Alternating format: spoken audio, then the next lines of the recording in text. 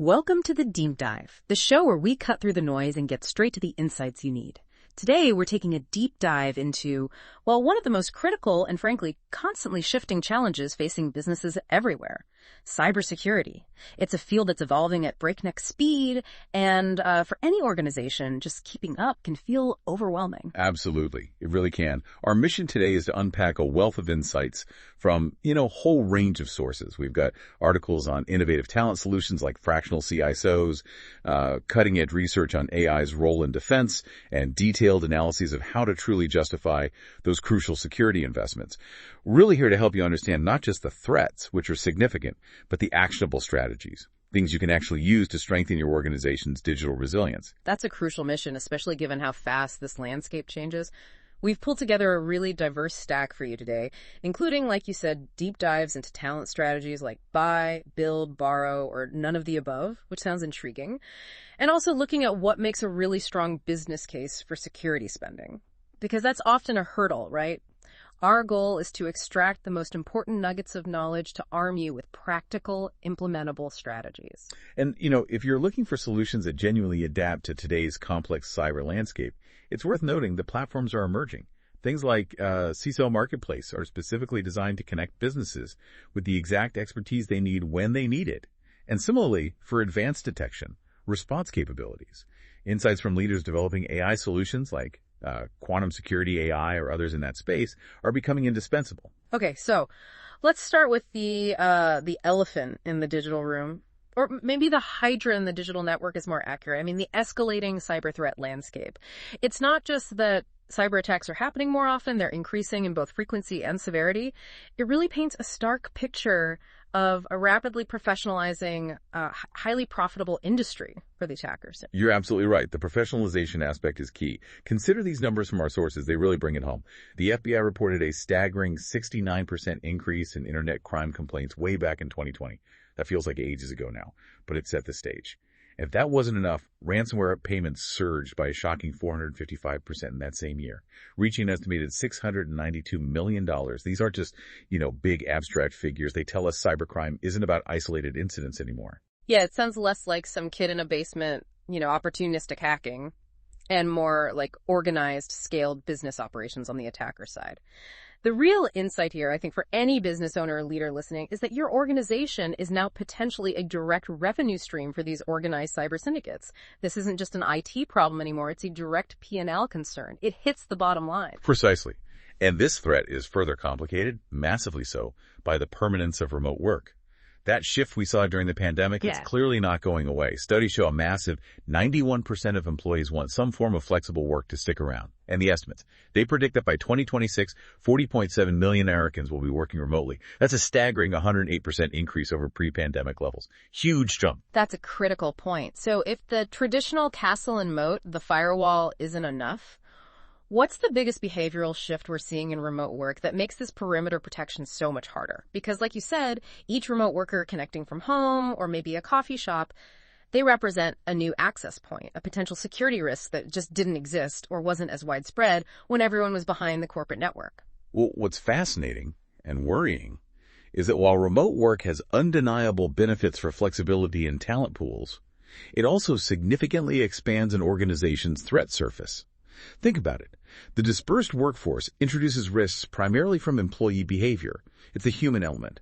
Our sources reveal that 1 in 3 employees actually believe they can get away with riskier security behaviors while working remotely. 1 in 3. Wow. And it gets worse, right? Something like 56% of IT leaders think employees have picked up bad security habits from home. We're talking about common missteps like connecting via unsecured home Wi-Fi or, that public Wi-Fi at the cafe. Imagine your neighbor working from their local coffee shop, totally focused on hitting a deadline, maybe not thinking twice about that open network they just clicked on, or using personal devices for work laptops, phones that lack corporate security controls. Yes, exactly. And don't forget integrating insecure Internet of Things or IoT devices, your smart thermostat, your smart fridge. These things might be on the same home network as a work laptop, creating unexpected pathways. Or employing shadow IT. That's a big one. Shadow IT is basically unvetted software or cloud services employees use without formal IT approval. They might think it helps them do their job faster, but it often creates unmonitored backdoors or unknown vulnerabilities right into your systems. Or even something as simple, seemingly simple, as exposing data by leaving devices unattended in a shared space or even at home. These small, seemingly innocuous actions can create significant vulnerabilities. They're like leaving little digital doors open for cybercriminals. It's a huge challenge to maintain security when the human element is so, well, human. And that vulnerability isn't just about individual slip-ups. It ties directly into a systemic problem. Securing this distributed workforce requires specialized skills, which leads us nicely into the persistent talent gap. Exactly. It's a perfect storm, in a way. Organizations face really significant challenges in finding enough qualified cybersecurity talent. This impacts the number of people available, the quality of the candidates, and even the cost of hiring them. It makes effective talent management absolutely crucial. Right. Historically, HR has leaned on this framework: buy, build, borrow, or redeploy to address these gaps. So buy is hiring new talent, build is training your existing folks, borrow means using temps or consultants, and redeploy is moving people internally. That sounds like a solid starting point, but our sources suggest that leading companies are now thinking beyond these traditional approaches. Yeah, this is where it gets really interesting. That's where the none of the above option comes in. And what's fascinating here is how creative these solutions can be. Sometimes the best answer isn't about getting or growing talent directly. It might include things like business process redesign, actually changing how a service is delivered or a product is made to reduce or even eliminate the need for certain skills altogether. That's smart, like redesigning the work itself. Or consider organizational redesign. The General Electric example is great here. They couldn't find enough people with those specific hybrid digital mechanical engineering skills they needed for their industrial internet stuff. So instead of chasing a unicorn skill set, they created collaborative teams, environments where people with different skills could work together, effectively creating the needed capability without hiring someone who, well, didn't really exist in the market yet. Right. It really challenges that traditional HR box ticking.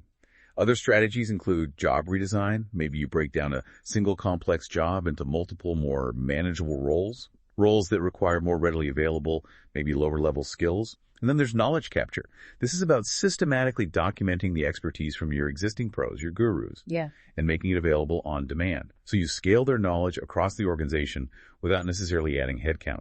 These none of the above solutions really broaden the toolkit for tackling talent gaps far beyond just hiring or training. Okay, so given these pervasive talent challenges, especially for small to medium-sized businesses who maybe can't compete with GE, one strategic solution is rapidly gaining traction: the fractional CISO. So for our listeners, what exactly is a fractional CISO, and why is this model becoming such a potential game changer? Right. A fractional CISO is essentially an experienced cybersecurity leader who provides their expertise on a part-time, on-demand basis. They offer that high-level strategic oversight, risk management, policy development, but without the full-time cost, the hefty salary and benefits of a traditional chief information security officer. The reason it's a game changer, particularly for SMEs, is that it democratizes access. It gives smaller companies access to top-tier cybersecurity leadership they couldn't otherwise afford. Exactly. It lets businesses that maybe thought a CISO was out of reach build sophisticated defenses. They can punch above their weight, cyber-wise. So, let's unpack some of the key benefits we found. First, obviously, is significant cost-effective expertise. You get access to that top-tier security leadership without the massive overhead. A full-time CISO can easily be six figures, plus benefits, plus stock options. With a fractional model, you pay only for the services you actually need. You can scale it up or down depending on your projects or budget. Then there's the incredible flexibility. Their engagement can be tailored. Maybe you need them part-time ongoing, or maybe just for a specific project, or temporarily during a transition.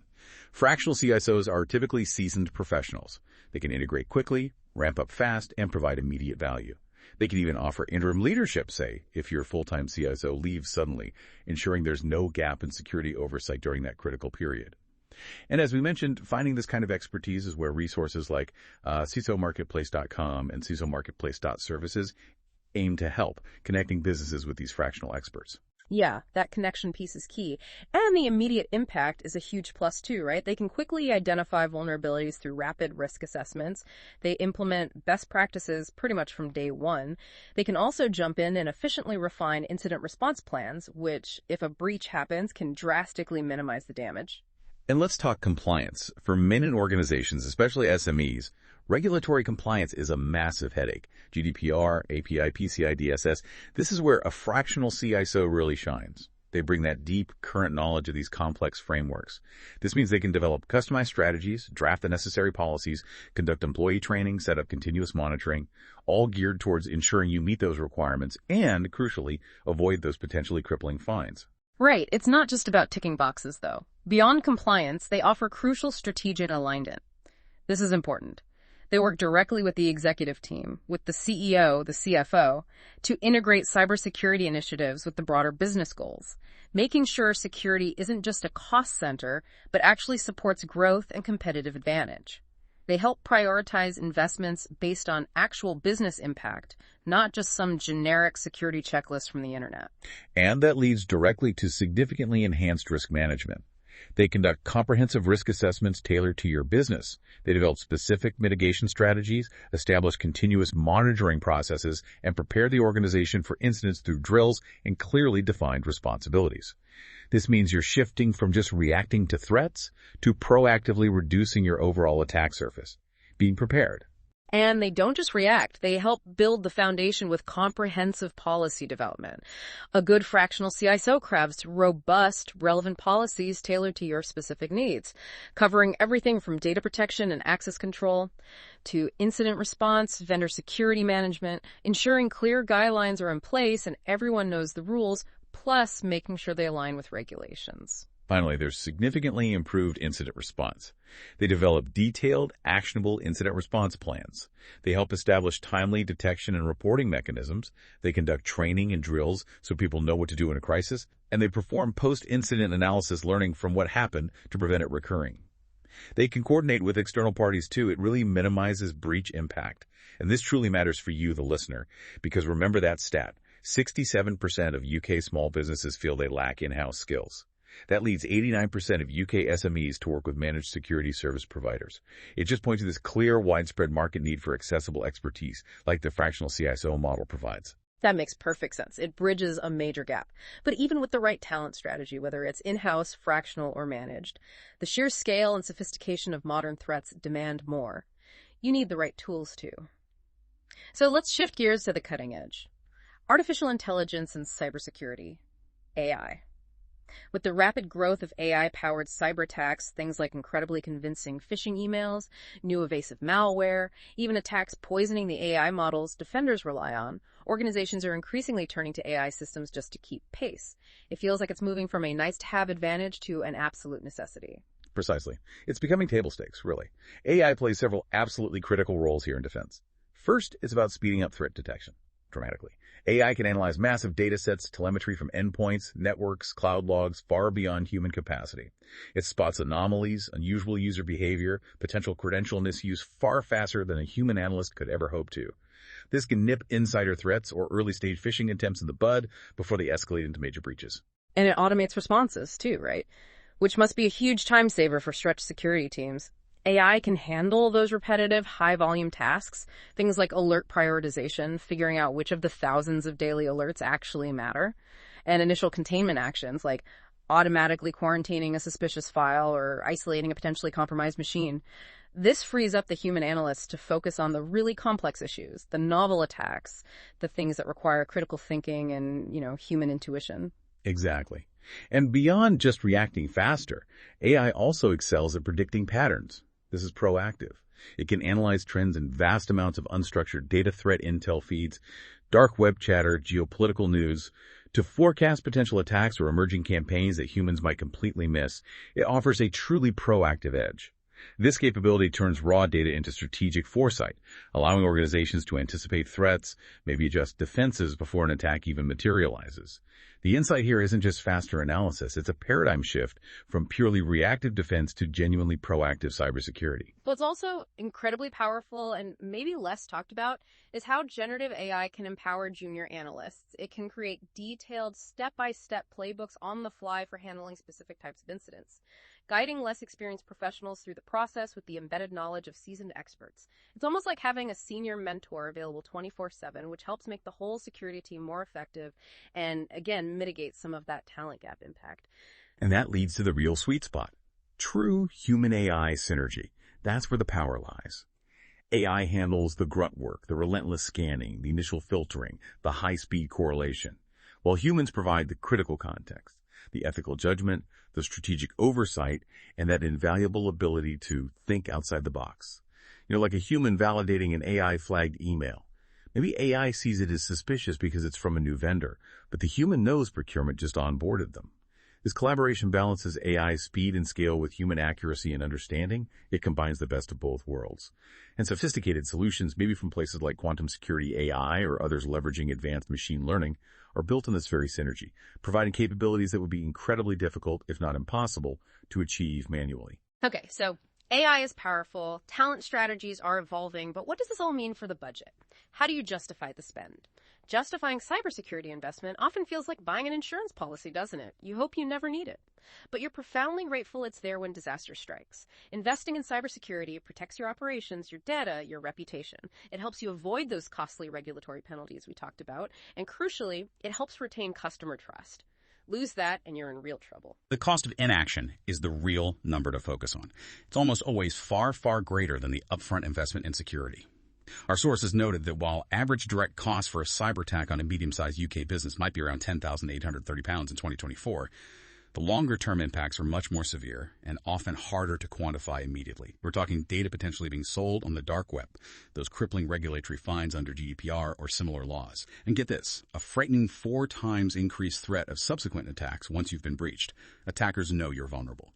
Downtime alone averages 12 days after an incident. That costs roughly £2,949 per day for a medium business. That totals over £35,000 per incident just from being offline. Ouch. So it's not just the immediate cleanup cost, it's the lost revenue, the reputational damage, the potential fines, the increased future risk.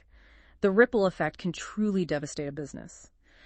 But there's excellent news here too, right? The flip side is encouraging. Businesses with strong cybersecurity measures in place can prevent something like 97% of attacks from being successful. And those with a well-tested incident response plan, they actually practice it, recover a remarkable 45% faster when something does get through. That's a direct, measurable return right there. Absolutely. And to put a number to it, or at least a formula, risk is generally defined as likelihood multiplied by business impact. The investment in cybersecurity, whether it's people, process, or technology like AI, aims to significantly reduce that risk equation, either the likelihood or the impact, or both. This brings us to a key comparison that our sources highlighted. Building your security team in-house versus using outsourced or managed services. Right. Building an in-house team faces some serious hurdles we touched on. Cybersecurity pros have high attrition rates, 8% higher than other IT sectors, apparently. They job hop a lot.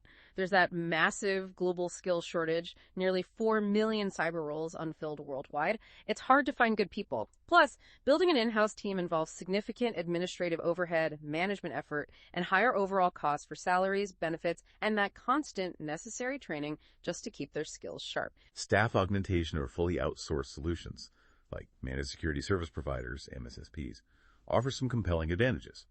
They provide immediate access to a large, diverse pool of experts, pen testers, security architects, cloud specialists, incident responders, often more skills that you could hire full-time. They offer a time-to-market advantage. You can implement solutions much faster, bypassing those lengthy, difficult hiring cycles. You get access to highly specialized skills, maybe deep expertise in cloud security for AWS or Azure, AM security, or zero-trust architecture skills that might be almost impossible to find or afford for a single full-time role. And crucially, our sources suggest they often prove significantly more cost-effective when you factor everything in. And the ROI analysis really bears this out in compelling ways, doesn't it? The modeling we looked at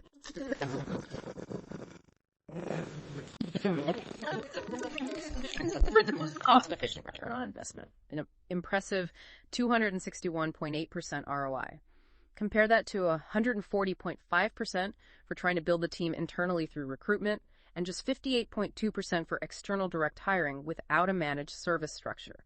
This really highlights the immense value of avoided losses as a key benefit. That's the money you didn't lose because the managed service prevented or mitigated an attack. It's hard to see on a balance sheet sometimes, but it's absolutely critical. Exactly. What's fascinating there is that while all the approaches likely deliver a positive return by reducing risk exposure, the managed service model, at least in the specific scenario analyzed, offered the most cost-efficient ROI. The best bang for your buck, essentially. This isn't just about saving money up front. It's about optimizing your security spend for maximum impact, focusing your resources where they can best prevent those potentially catastrophic losses we discussed. So the key takeaway for investment seems clear. Continuous evolution of defenses is non-negotiable. You can't stand still. Strong user awareness and ongoing training are fundamental, that human element again. And leveraging automation and AI intelligently is becoming essential. Organizations should aim for a clear, well-defined cybersecurity strategy, regularly tested incident response plans, not just written down, but actually tested, and consider internationally recognized certifications like ISO 27001.2022. It's the gold standard for information security management systems and increasingly vital for demonstrating security posture, especially in supply chains. It really is about building a security posture that's not just reactive, fixing things after they break, but proactive, adaptive, and truly resilient for the long haul. So wrapping up, what we've unpacked today really shows that cybersecurity isn't just an IT problem delegated to the tech team. It's a fundamental business imperative woven into the very fabric of every successful modern organization. From thinking strategically about talent with models like the fractional CISO, maybe leveraging platforms like CISO Marketplace to find them, to harnessing the transformative power of AI, perhaps with solutions from innovators like quantum security AI or insights from CloudGuard AI, and truly understanding the ROI of your security investments, focusing on avoided loss. Every organization needs a proactive, adaptive approach. Absolutely. Cybersecurity truly is a continuous journey. It's about understanding and mitigating risk constantly, not a one-time project you finish. It's about building and maintaining a resilient digital posture that adapts as quickly as the threats themselves, ensuring your business is protected today and, just as importantly, prepared for whatever comes next tomorrow. So, given the escalating threats we've discussed and the proven benefits of taking strategic cybersecurity measures, here's a final thought for you. What concrete step will you take this week to proactively strengthen your organization's digital resilience, to ensure you're not caught off guard by this constantly evolving cyber threat landscape? Something to think about.